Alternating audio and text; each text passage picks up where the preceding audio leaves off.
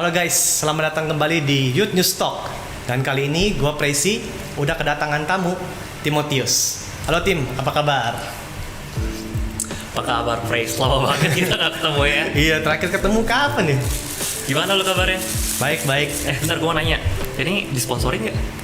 Kalau gak sponsor gue buka dulu nih. Kayaknya enggak ya. Oke, kita buka dulu. Kecuali lu berani minta sponsor sama dia, oke deh. Gimana? Mau bahas apa nih kita hari ini? Iya, hari ini kita mau bahas yang rada-rada sedep sih sebenarnya. Ambigu sekali.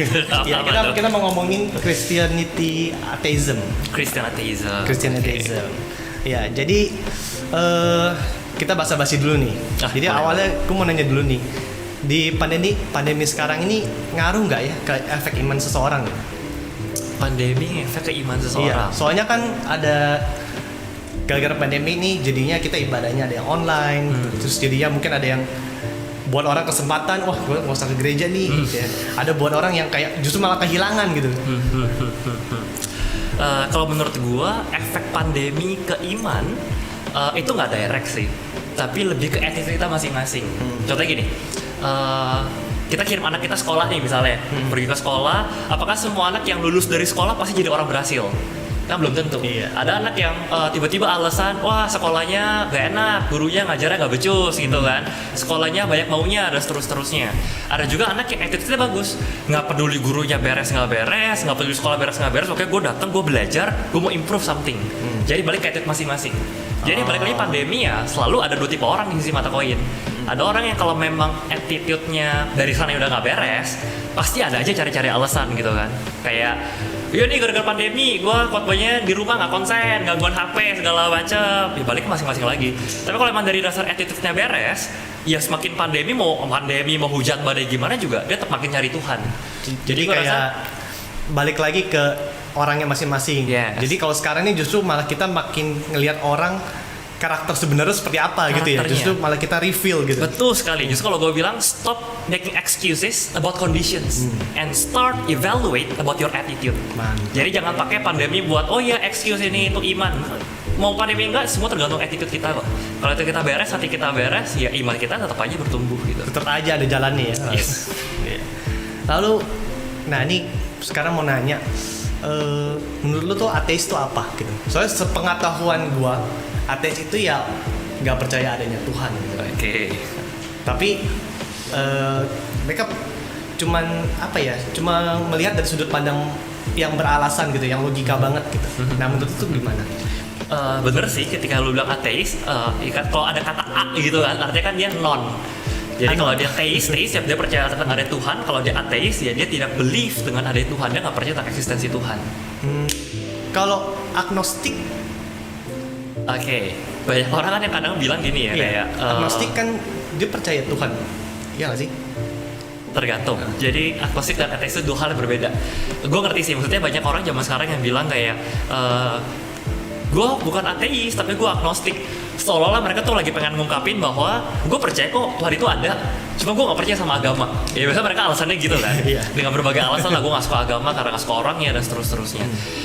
Padahal itu pengertian yang keliru. Karena ketika kita mau bilang tentang ateis dan agnostik, itu tuh kayak dua benda yang berbeda, dua makhluk yang berbeda, dua konteks yang berbeda.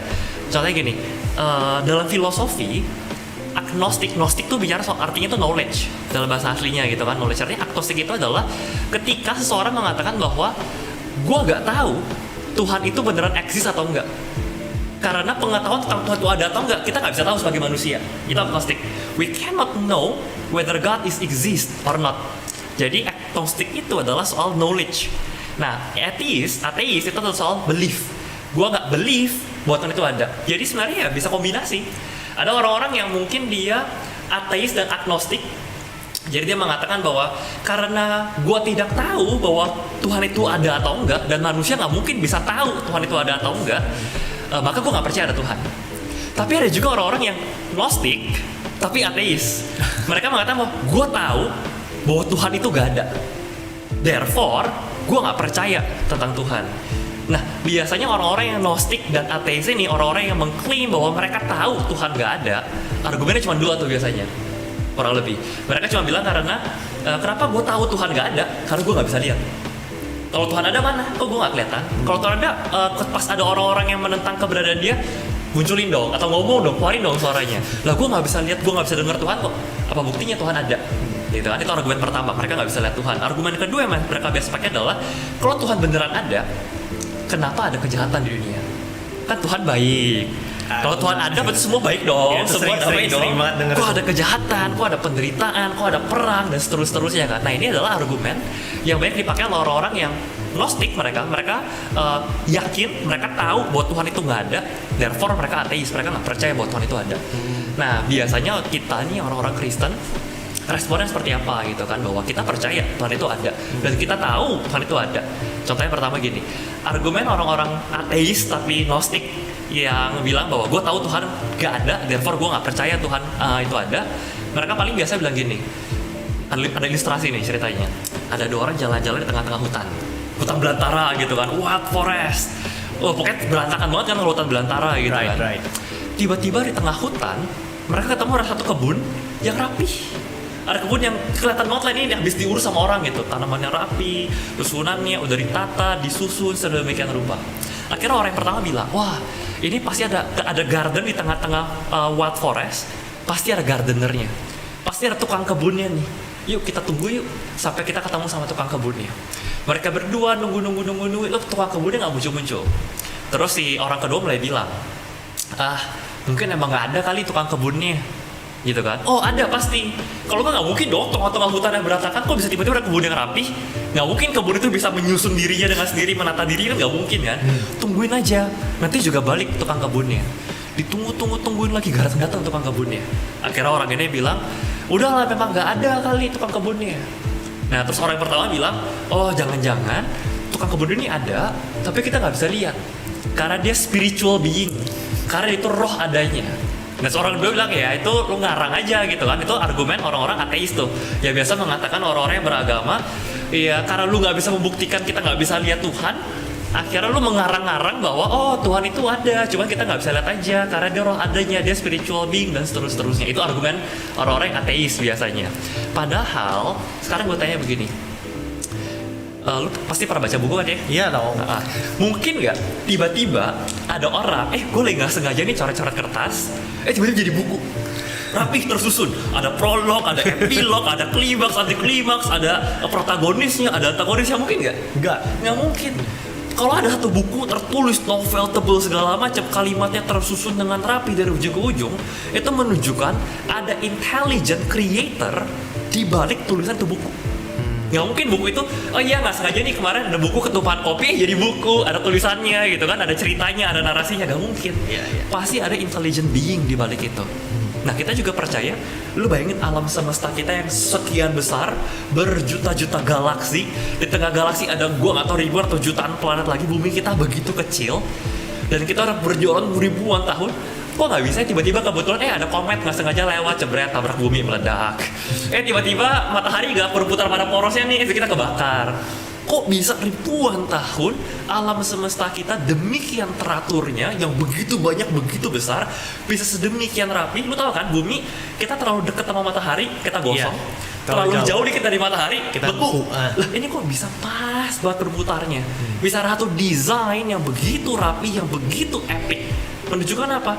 Pasti ada intelligent being di balik desain, di balik creation yang begitu order, yang begitu teratur, yang begitu rapih. Nah, tapi ya kita sebagai orang percaya pasti kita ngomong kayak gitu. Cuman kan nggak semua orang punya pemikiran seperti itu, terutama yang mereka-mereka ini yang ateis. Nah, mereka juga pasti, orang ateis ini orangnya kalau yang gue tangkap ya sangat logis gitu. Orangnya berpikir logika banget. Jadi segala sesuatu itu harus ada alasannya. Betul sekali. Kan? Kayak kita manusia nih dari mana? Oh itu dari, adalah teori-teori biologinya tuh dari yang kera lah apa segala macam, evolusi jadi manusia gitu kan. Good.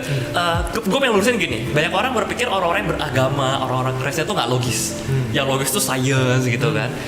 Padahal Christianity is by all means rational. Kristen itu sangat rasional. Kita tuh nggak percaya sama hal yang irasional gitu ya, yang berlawanan dengan akal, enggak. Cuman meskipun Christianity sangat rational, Christianity is not rationalism. kita masih menaruh rasional kita di bawah yang namanya iman. Nah sekarang kalau misalnya orang ateis berargumen bahwa orang Kristen nggak rasional, gue pengen challenge balik. Contoh, Kristen percaya bahwa bumi itu diciptakan, alam semesta diciptakan. Ya biasa orang ateis kan bilangnya itu evolusi. Tiba-tiba Big Bang gitu, semua tiba-tiba rapi gitu kan, nggak ada yang menciptakan dan seterusnya. Firman Tuhan bilang gini di Mazmur 19 ayat 2, langit menceritakan kemuliaan Allah dan cakrawala menceritakan pekerjaan tangannya. Jadi selain Tuhan kasih tahu dia eksis lewat Alkitab, special revelation, Tuhan juga kasih namanya general revelation, alam semesta. Dengan lu ngelihat kok bisa ya langit dengan sedemikian luar angkasa, planet segala macam bisa sedemikian rapihnya. Kita tadi gue bilang pasti ada namanya intelligent being. Ada di balik setiap desain pasti ada designer. Karena prinsip filosofi, prinsip filsafat dibilang bahwa ex nihilo nihil fit, out of nothing comes. Jadi nggak mungkin tuh lagi gak ada apa-apa, tiba-tiba ada yang meledak. Kalau ada yang meledak kayak Big Bang, pasti ada yang menyebabkan itu meledak. Kalau gak ada sesuatu, gak mungkin bisa tiba-tiba muncul sesuatu. Kecuali ada yang namanya eternal being yang dari sananya udah ada. Nah, biasa mereka argumen evolusi itu bilangnya ya argumen orang-orang ateis itu evolusi. Ya itu kan dari Big Bang, terus manusia dari monyet. Ya kalau mau percaya namanya monyet silakan sih, gue sih gak percaya ya, gue percaya namanya orang. Tapi kayak gini, kalau lu mau ngomong tentang sains, kita orang biasanya juga orang yang belajar, terpelajar, kita belajar sains. Di sains mengatakan untuk membuktikan suatu teori itu valid, itu fakta, itu minimal harus 3. Lo harus melakukan ketika lo research gitu ya, lo harus observation, ada observasinya gitu ya, terus ada repetitionnya gitu ya. Jadi lo harus bisa, iya harus ada pengulangan. Contohnya gini, lo mau ngetes gravitasi itu ada atau enggak. Oke, makanya apa lo lakukan?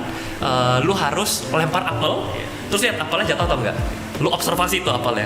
Habis lu harus verifikasi. Jadi habis observation ada verification. Lu cek apakah yang jatuh cuma apel atau sebenarnya itu karena apel. Coba barang lain, gua tuh barang lain jatuh. Coba gua lemparnya kertas. Coba gua lemparnya batu. Apakah jatuh juga atau enggak? Diverifikasi. Jadi observation, verification, terus repetition. Bisa jadi hoki-hoki lah itu sama lagi jatuh. Bisa jadi pas gua coba ketiga kali, 5 kali dia nggak jatuh. Itu basic science. Semua teori scientific bisa dibilang teorinya valid ketika bisa dibuktikan dengan adanya observation, verification, dan repetition. Pertanyaan gue adalah, ketika mereka mengatakan teori evolusi, bahwa dunia itu the origin of being, the origin of species, the origin of universe, itu dari evolusi, ada nggak yang observe? Ada gak yang udah ada sebelum dunia dicipta? Gue mau observe, oh iya lu bener tiba-tiba ada ledakan. Terus di verified ya, coba ledakannya jangan segede itu, jangan Big Bang, coba small bang bisa gak? Misalnya gitu kan. Ada gak yang bisa observe? Ada gak yang bisa verify? Bisa gak direpetisi? Coba dong kalau udah Big Bang, coba di repeat. Ada gak yang namanya Big Bang lagi? Coba bikin repetisi Big Bang yang berikutnya. Gak ada. Therefore kita bisa bilang teori tentang evolusi itu bukan teori, itu hipotesa, itu dugaan. Kenapa? Because dia sendiri teori ini tidak memenuhi validasi untuk sebuah teori dikatakan valid diakui secara ilmiah. Itu hipotesa. Nah karena itu kita percaya sebaliknya argumen kita, kalau misalnya sesuatu itu nggak ada desain ya, nggak ada intelligent being ya, pertanyaan gue tadi, bagaimana mungkin semua bisa teratur? Nggak mungkin buku nggak ada yang tulis tiba-tiba jadi buku, nggak mungkin alam semesta bisa serapih ini, manusia bisa sekompleks ini, bisa mikir dan seterusnya kalau nggak ada yang desain. Nah itu justru argumen yang belum bisa dipatahkan oleh ateis. Jadi kalau mau ngomong soal rasional, ya siapa yang lebih rasional gitu kan? Lu mengatakan bahwa Tuhan itu gak ada, tapi lu gak bisa jelasin. Dan gue mengatakan Tuhan itu ada. Nah mungkin kita tadi alasannya kan pertama tuh, kita gak bisa lihat Tuhan. Tapi gue bilang kita bisa lihat dari ciptaannya. Firman Tuhan bilang, langit mencerahkan dengan kita lihat ciptaannya Tuhan aja, kita bisa tahu gak mungkin gak ada intelligent being di balik all this creation process.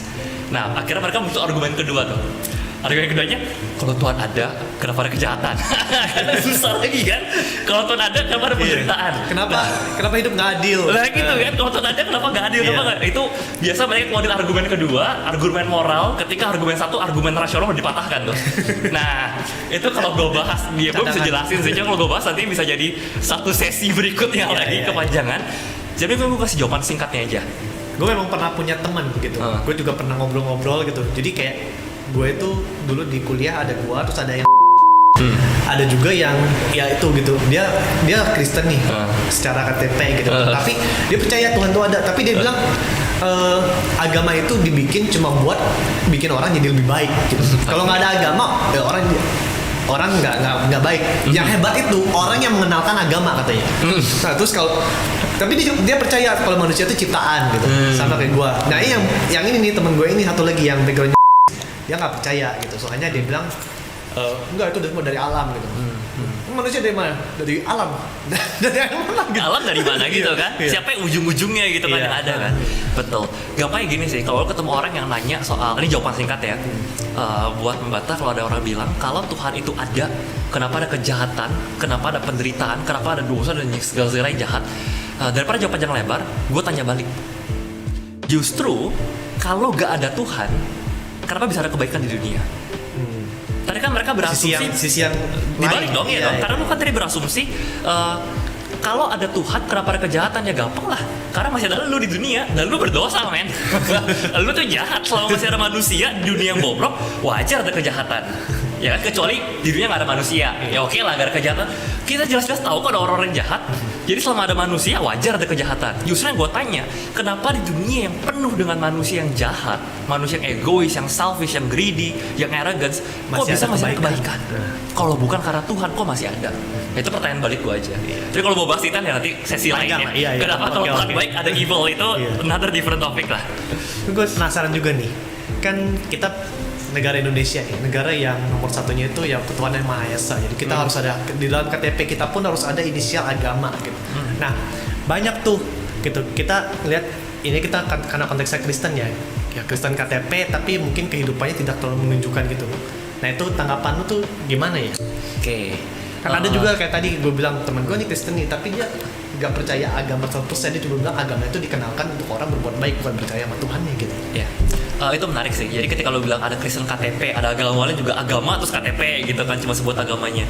Paling setelah Kristen KTP itu pertama kali mula muncul gitu ya, itu ada singkatannya. Kristen KTP itu ada Kristen tanpa pertobatan. Kita dulu cerita tuh. Jadi kalau disambungin sama agama lain terus ada kayaknya, gue bingung kayaknya apa gitu kan.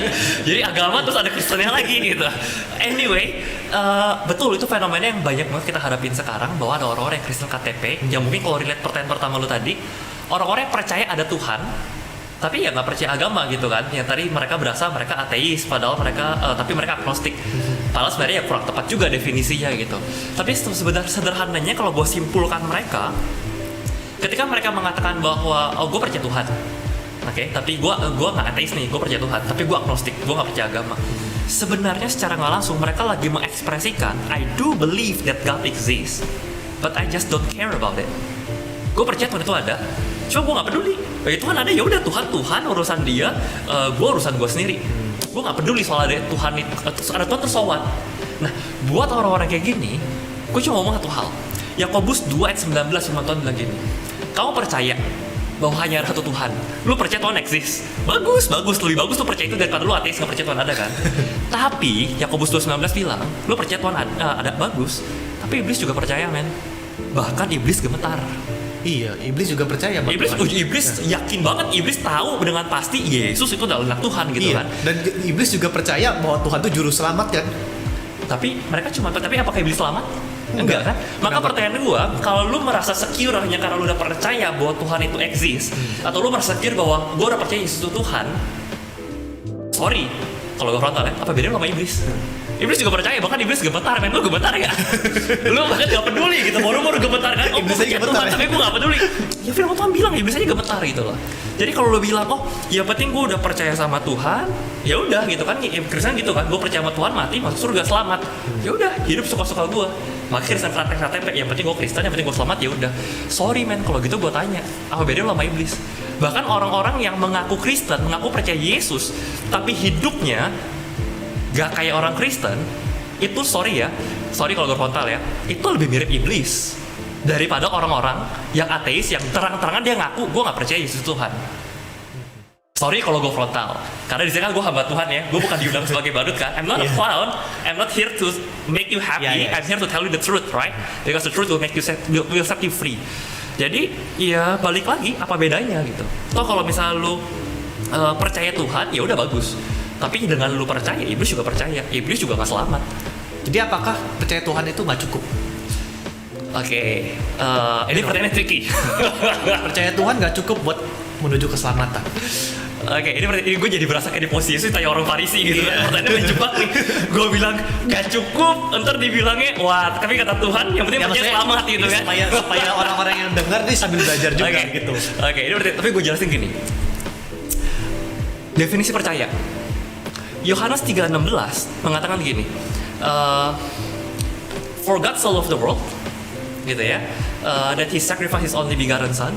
For those who believe in Him shall never die, but will have everlasting life. Jadi gue gak tau bahasa Indonesia lebih tepatnya apa ya. Karena begitu besar kasih Allah ke dunia ini mengeluarkan anak yang tunggal sehingga setiap orang yang percaya padanya, believe in, bahasa Indonesia percaya padanya. Oke, beres sama Yakobus 2:19 tadi loh. Iblis believe that God exists, percaya bahwa Tuhan itu exist. Ada perbedaan antara percaya bahwa sama percaya pada. Bahasa Indonesia-nya agak rancu, bahasa Inggrisnya gue lebih suka. Ada perbedaan antara believe that sama believe in.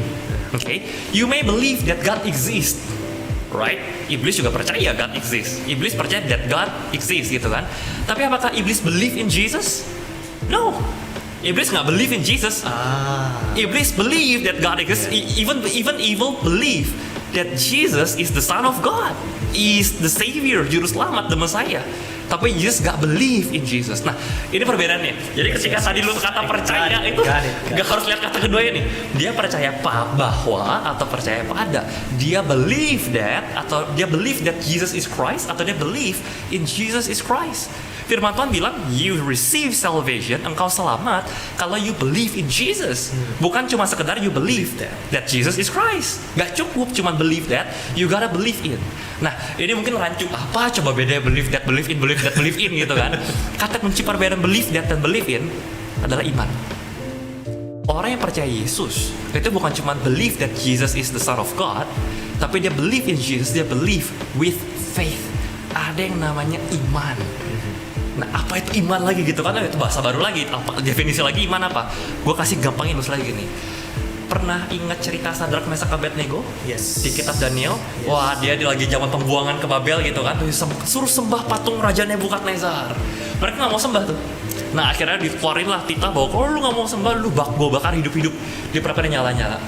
Tahu apa respon Sadrak, Mesak, Abednego ketika disuruh gitu? Dia bilang gini. Jika Tuhan yang aku puja sanggup ngelepasin aku dari perapian yang nyala-nyala itu dari dalam tanganmu Raja, maka kami akan lepas. Dia nggak bilang ya mudah-mudahan kalau Tuhan kasih gue lepas. Enggak, dia bilangnya kalau Tuhan yang gue puja sanggup ngelepasin gue pasti lepas. Pertanyaan Tuhannya sanggup gak? Sanggup. Itu iman. Meskipun kalimat berikutnya bilang tapi sekalipun Tuhan nggak ngelepasin gue, bukan berarti Tuhan gue nggak sanggup. Tapi gue percaya Tuhan punya rencana yang lain yang lebih magnificent daripada yang gue bisa bayangin. Nah, but my point is, itu faith. Iman, itu bukan cuma soal percaya pakai banget. Lu beriman, oh gue beriman, apa tuh beriman? Oh gue percaya, percaya. Iblis juga gitu kan. Gue percaya sambil gemeteran gitu kan. Bukan soal itu, bukan soal percaya pakai banget. Iman adalah ketika lu mempercayakan segenap hidup lu, seluruh hidup lu ke dalam tangan Tuhan. Sama kayak Sadrak, Mesak, Abednego, gue tahu nih Tuhan, kalau gue tetap percaya sama Tuhan, percaya pada Tuhan, believe in you, gue bakal dikeluar hidup-hidup.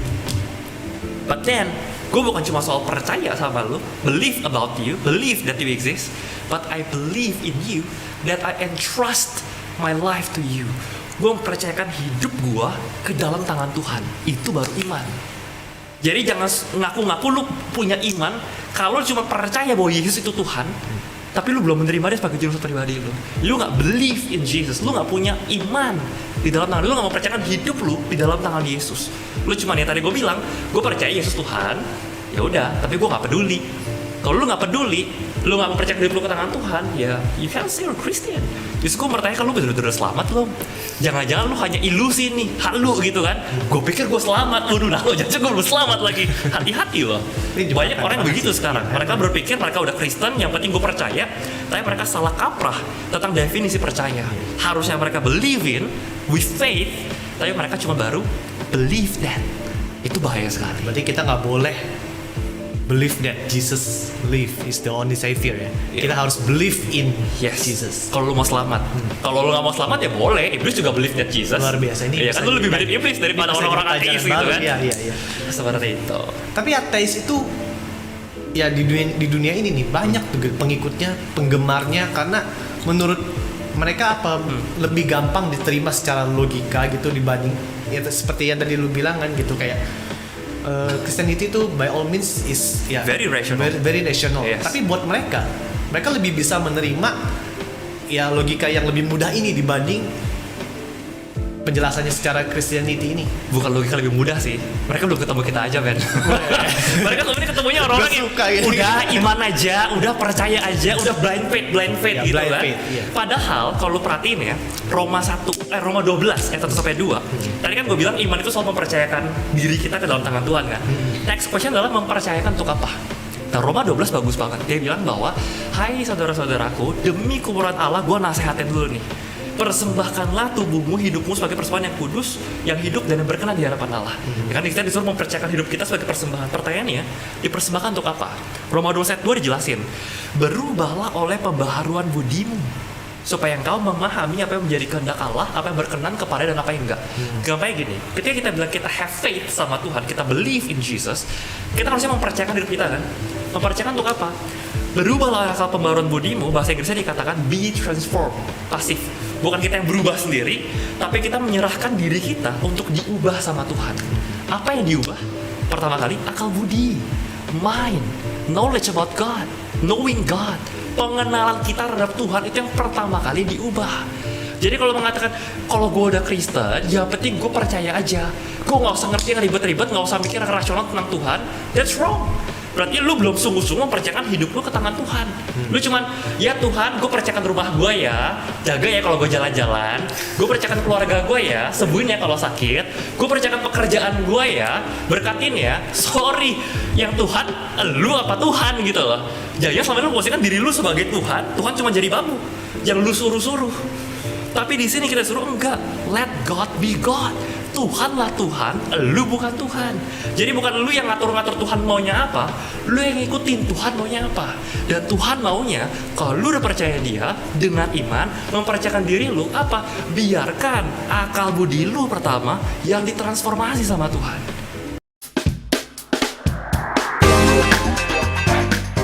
Zaman akhir banyak orang akan berseru Tuhan, Tuhan. Ya kan, pernah dengar ya? Aku bernubuat demi namamu loh. Aku mengusir setan demi namamu loh. Banyak orang pernah kontes sebagai vending machine ke Tuhan. Gue masukin koin doa, lu keluarin nih jawaban doa gitu, lu keluarin berkat ya. Come on, God is not your vending machine. God is God. You are not. So let God be God.